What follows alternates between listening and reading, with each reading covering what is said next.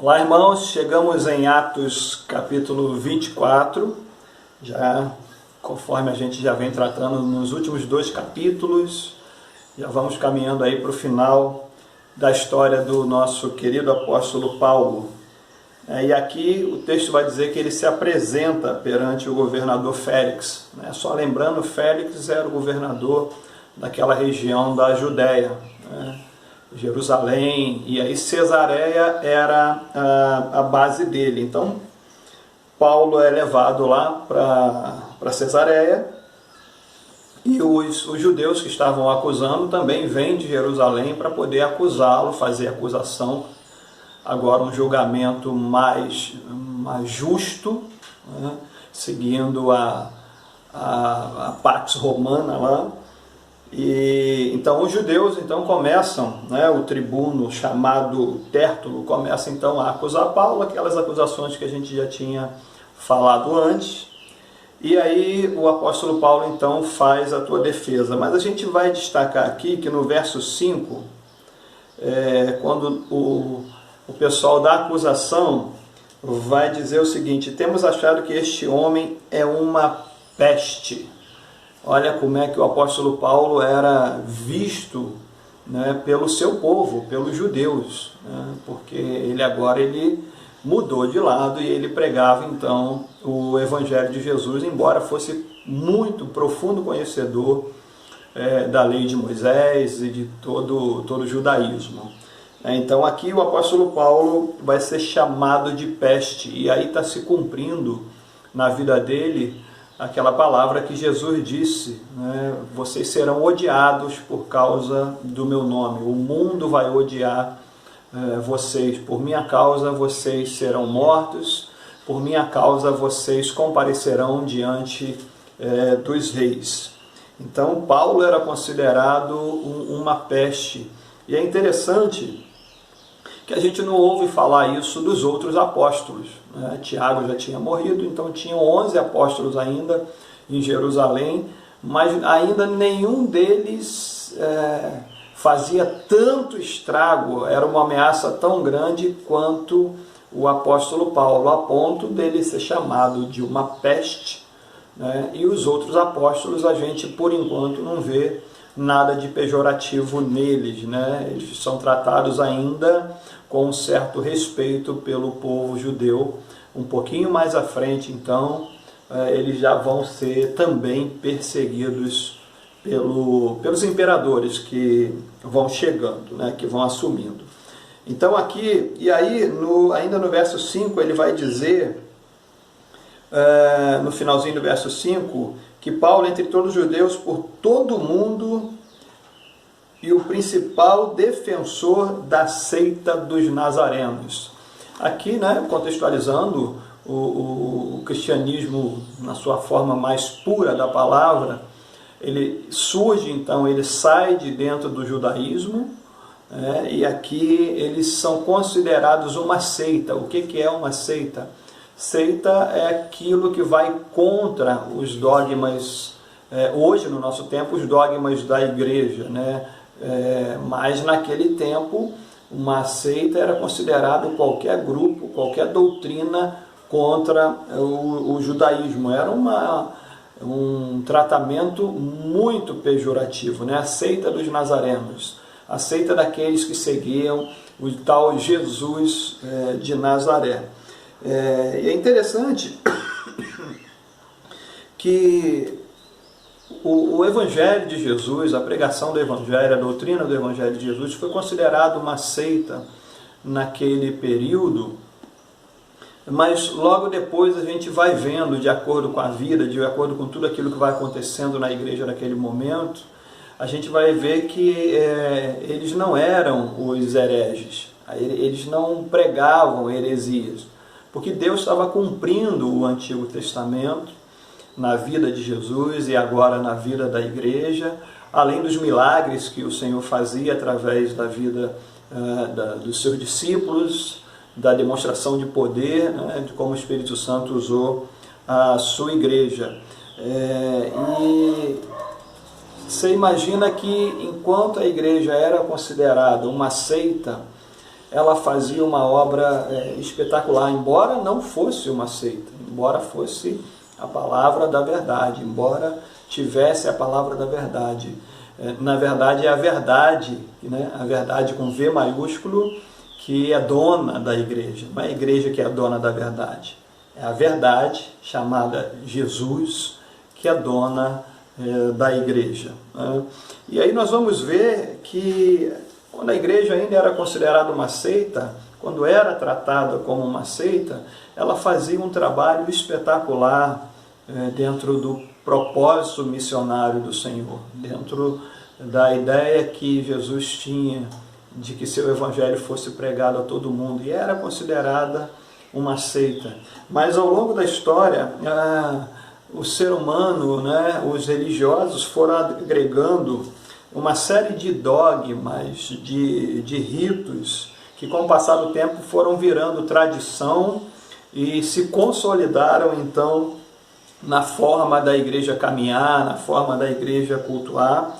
E são tradições, são dogmas, são ritos que não tem nada a ver com o Evangelho de Jesus. Foram sendo inseridos aí nessa situação. Alguns deles é a questão do poder.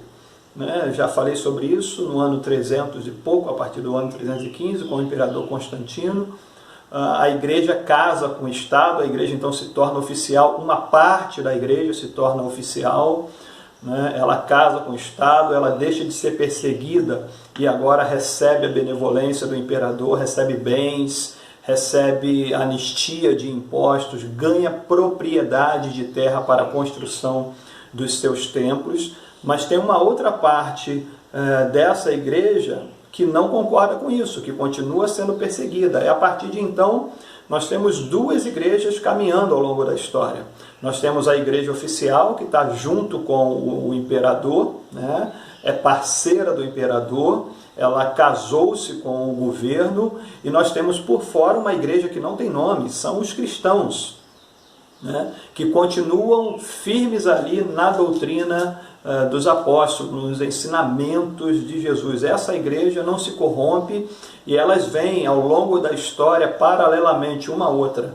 Uma oficial e uma outra sem nome, mas é a igreja fiel a Jesus, é uma igreja que não se corrompeu.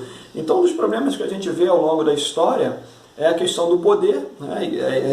Uma parte da igreja, uma parte dos bispos daquela época, aceita a proposta de Constantino e são corrompidos pelo poder. Alguns rituais de religiões, o Império Romano, conforme ia conquistando vários outros impérios, o Império Romano permitia que esses povos trouxessem os seus deuses e pudessem cultuá-los, desde que adorassem a César. Então não importa quantos deuses você tinha, quantas imagens você tinha, o que importava era se você adorava César. E é aqui que os cristãos começam a ter problema. Os cristãos só adoravam a um Deus, é uma religião monoteísta, de um Deus só. Então o Império Romano aceitava aqueles povos bárbaros com suas religiões, desde que eles adoravam a César. Então, para quem já adorava 1000 deuses, uma centena de deuses, adorar mais um, César, se curvar diante de César, diante do imperador, não teria problema algum. O problema é que para os cristãos não se curvavam diante de César. E aí o que é essa igreja oficial que está junto com o imperador, que é parceira do imperador no poder, ela faz? Ela começa a permitir que deuses, que divindades desses povos passam a entrar, permite que eles entrem aí no ritual. E daí nós vemos uma série de coisas que vão acontecendo, de divindades que vão recebendo agora um nome cristianizado, dos personagens bíblicos, dos apóstolos. Nós temos a questão também que vai vir o carnaval, uma festa que era profana, que é profana, mas que agora então é permitida pela igreja oficial, desde que se cumpra depois um período de purificação. Então, no carnaval você podia fazer de tudo, era prostituição para tudo quanto é lado. Mas depois vinha a quarta-feira de cinzas e vinha aí aquele processo de purificação, era o que eles acreditavam.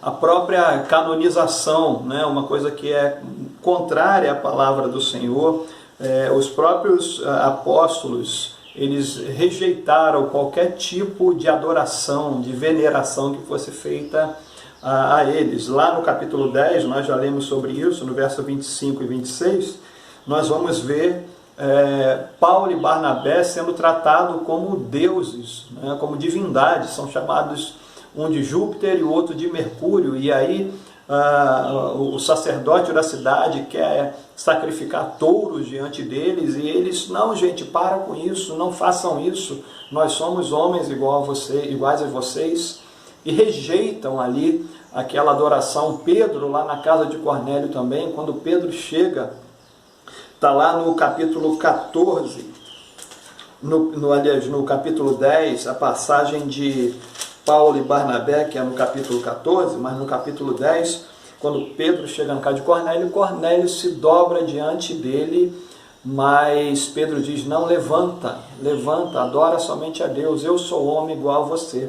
Então foi inserida aí nessa história, da igreja oficial, a questão da canonização, onde passou-se então a veneração e a adoração dos santos. Então foram sendo colocadas ao longo dos anos muitas coisas que não tinham nada a ver com o Evangelho, tinha a ver com o ser humano, tinha a ver com a troca de poder, a conivência ali de poder. E a gente sabe que a palavra do Senhor é a única regra de fé e prática para nós. Então a tradição, com o passar do tempo, aqueles atos, aqueles ritos, aqueles dogmas foram virando tradição, foram se consolidando, e aí hoje, para muita gente, a tradição ela passa a ter o mesmo valor da Bíblia. Se a Bíblia condena alguma coisa, mas se a tradição permite, então a pessoa pode fazer. Para nós cremos que a Bíblia é a única regra de fé e prática. Então, se a Bíblia condena alguma coisa, nós também condenamos, embora a história, embora os líderes, embora a tradição diga ao contrário, nós ficamos com a Bíblia. Conforme eu sempre falo, se um dia o pastor pregar algo contrário à Bíblia, não interessa qual pastor que seja, quão grande seja, quão famoso seja, quão bom de oratória ele seja, nós ficamos com a palavra do Senhor. A palavra do Senhor, ela é fiel e verdadeira e a única regra de fé e de prática para nós. No versículo 14, Paulo vai dizer assim, mas eu confesso-te que conforme aquele caminho a que chamam seita. Interessante isso aqui também. Os que estão fora chamavam o evangelho de seita, mas quem estava dentro chamava de caminho, e caminho aqui é com C maiúsculo. Seita, como eu falei antes, heresias, que eram combatidas pelos adeptos do judaísmo. Mas Paulo vai dizer que aquilo que eles chamam seita, eu chamo de caminho. Caminho, a palavrinha grega, você que é mais novo na caminhada, o Novo Testamento foi escrito na língua grega.